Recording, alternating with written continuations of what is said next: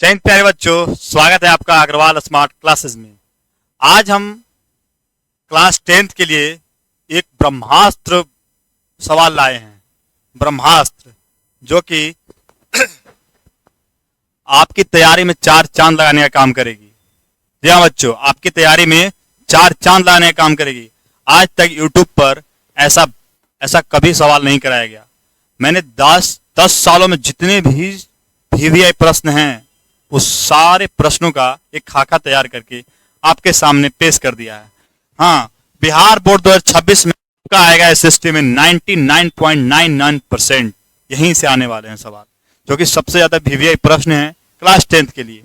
मैं आपके साथ देशमुख सर सभी का स्वागत करता हूं और आप आगे की क्लास देखेंगे इसमें कि क्या क्या होने वाला है।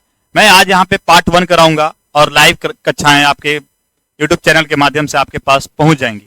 चलिए बिना किसी देरी के शुरू करते हैं, लेकिन इससे पहले एक छोटा सा काम, आप एक लाइक कर दीजिए, कमेंट कर दीजिए और सब्सक्राइब कर दीजिए और अपने दोस्तों को शेयर कर दीजिए। चलिए जानते हैं। अभी हम लोग जानेंगे क्लास सब्जेक्ट जो है क्लास 10th का हिस्ट्री। जो 2 अंक वाले जितने भी VVI हैं PYQs वो सब हम यहाँ पे कराने वाले हैं। ठीक है, आपको अभी मैं पार्ट 1 में 5 से 6 क्वेश्चन कराऊंगा जो कि सबसे ज्यादा VVI है। ये सिर्फ एक ट्रेलर है, पिक्चर अभी बाकी है, जिसमें आपको सारे सब्जेक्ट के करवाएंगे। SST के जितने भी हैं सब कुछ करवाएंगे। आगे इसमें पहला प्रश्न है कि मेजनी कौन था। ये देखिए 2019 में पूछा गया प्रश्न है ये। उसके बाद 2021 में पूछा है, 2024 में पूछा है। यानी कि हर 2-3 सालों में बिहार बोर्ड का फेवरेट प्रश्न बन जाता है कि मेजनी कौन था। कौन था मेजनी, चलिए जानते हैं। एकीकरण करने वाला एक साहित्यकार था, इतिहासकारक था, गणतांत्रिक था और विचारों का समर्थक था और वह एक सेनापति था। प्यारे बच्चों, योग्य सेनापति था। मेजनी इटली का एक साहित्यकार, गणतांत्रिक, विचारों का समर्थक और योग्य सेनापति था। उसे इटली का मसीहा कहा जाता था। क्या कहा जाता था? मसीहा। और ये नंबर का ऑब्जेक्ट आएगा, यहीं से आता है कि एकीकरण का मसीहा किसे कहा जाता था? तो मेजनी को कहा जाता था। कहा जाता था मेजनी को। उसने यंग इटली और यंग यूरोप का स्थापना किया था। उसने यंग इटली और यंग यूरोप का स्थापना का किसने किया था? तो मेजनी ने। मेजनी ने यंग इटली और यंग यूरोप की संस्था का स्थापना किया था। दूसरा की ओर चलते हैं और वो है कि दांडी यात्रा का क्या उद्देश्य था। दांडी यात्रा का क्या उद्देश्य था? तो बबुआ ये 2018 में पूछा गया है और 2022 में पूछा गया है और 2-4 साल बाद वो सारे प्रश्न दोहराए जाते हैं बिहार बोर्ड के। तो हो सकता है कि इस बार ये आए। बोले ना 99.99% है कि जो ऑब्जेक्टिव कराऊंगा उसमें से सवाल लड़ेंगे ही लड़ेंगे, क्योंकि 10 साल पीछे के PYQ मैंने यहां पे कराए हैं। अब देखिए इसका उत्तर है कि दांडी यात्रा का उद्देश्य क्या था। तो उसका उद्देश्य था, मुख्य उद्देश्य समुद्र के पानी से नमक बनाकर नमक कानून का उल्लंघन करना था, जो पूरे देश में सविनय अवज्ञा आंदोलन की शुरुआत करने जैसा था। इसी से सविनय अवज्ञा आंदोलन की शुरुआत हुई थी। यानी कि विनम्र निवेदन से हम उसकी अवज्ञा कर देंगे, अवहेलना कर देंगे अंग्रेजों की। महात्मा गांधी ने दांडी यात्रा की शुरुआत की थी, जो आपको 2 नंबर में पूछे जाएंगे। ये 2 नंबर में पूछे जाएंगे। दांडी यात्रा का उद्देश्य क्या था प्यारे बच्चों? इसका मुख्य उद्देश्य समुद्र के पानी से नमक बनाकर नमक कानून का उल्लंघन करना था और पूरे देश में सविनय अवज्ञा आंदोलन हो चुकी थी नमक कानून के विरोध में।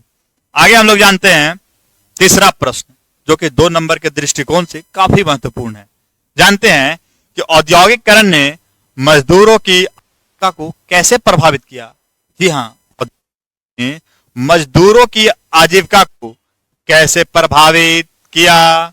ये 2017 में भी पूछा गया है और 2023 में भी पूछा है। औद्योगिकरण जब आया तो मजदूरों की आजीविका कैसे प्रभावित हो गई, इस बारे में जानते हैं।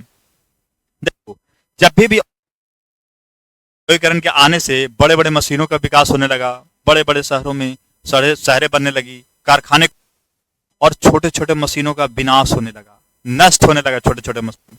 अब छोटा छोटा मशीन में कौन काम करना चाहता है?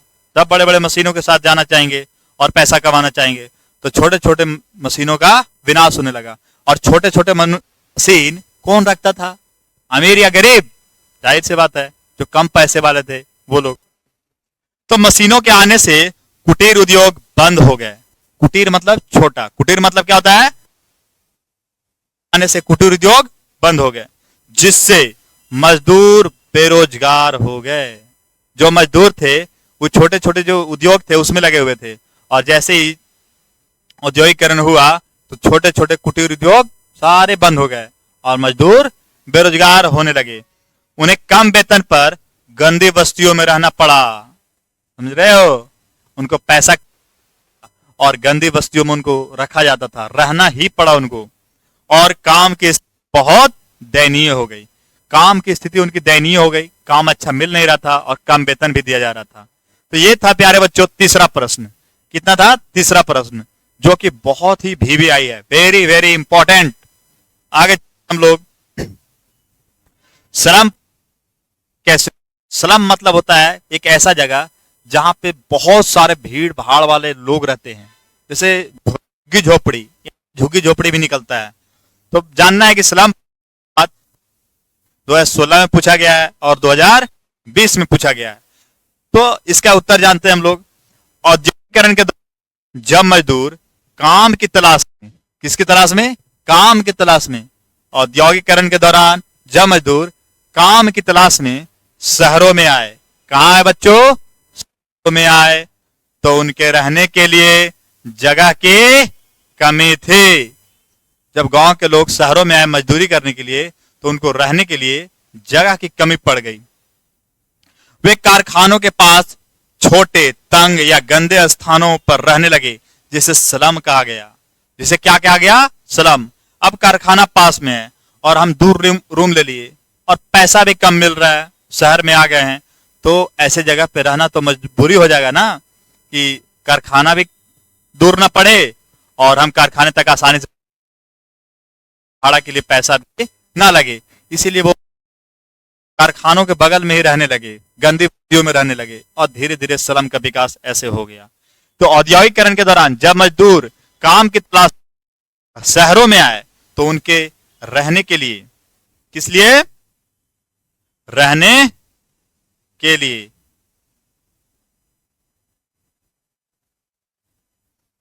तो उनके रहने के लिए जगह की कमी पड़ गई।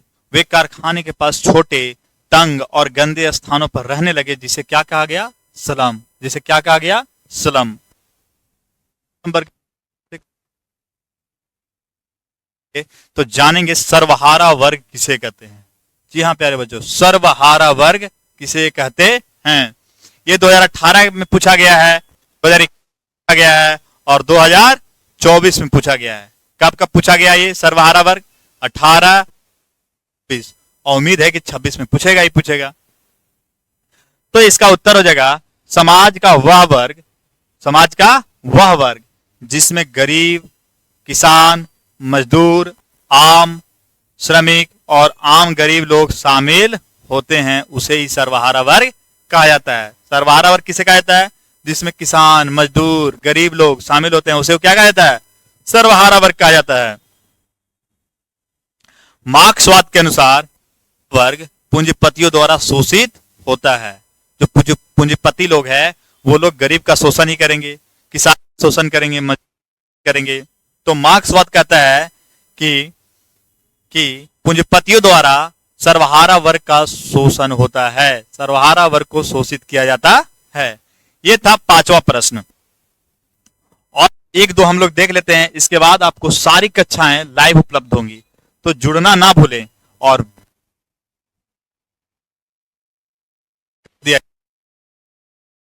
है जेनेवा समझौता, ये थोड़ा मिस प्रिंट हो चुका है, यहाँ पे जिनेवा नहीं जेनेवा होगा। जेनेवा समझौता कब और किसके बीच हुआ था? ये पूछा गया है 2019 में और 2022 में। 2019 और 2022 में ये प्रश्न पूछे गए हैं कि जेनेवा समझौता जेनेवा समझौता मई 1954 में हुआ था। मई 1954 में हुआ था जेनेवा मई 1954 में हुआ था। यह हिंद चीन शांति के लिए हुआ था। जेनेवा समझौता हिंद चीन में शांति के लिए हुआ था, जिसके तहत वियतनाम को दो भागों में, उत्तरी और दक्षिणी वियतनाम में बांट दिया गया। जेनेवा समझौता के तहत ही वियतनाम को दो भागों में बांट दिया गया, उत्तरी और दक्षिणी वियतनाम। यह था आपका हिस्ट्री का, इतिहास का 6 प्रश्न, जो 2 नंबर के दृष्टिकोण से काफी महत्वपूर्ण है। अगर आपको इतिहास के सारे प्रश्न और ज्योग्राफी, सिविक्स और इकोनॉमिक्स के भी प्रश्न चाहिए तो आप हमारे चैनल से जुड़िए, हमें सब्सक्राइब कीजिए और कमेंट करना ना भूलिए। स्वागत है आपका अग्रवाल स्मार्ट क्लासेस के साथ। बने रहिए हमारे साथ। जय हिंद।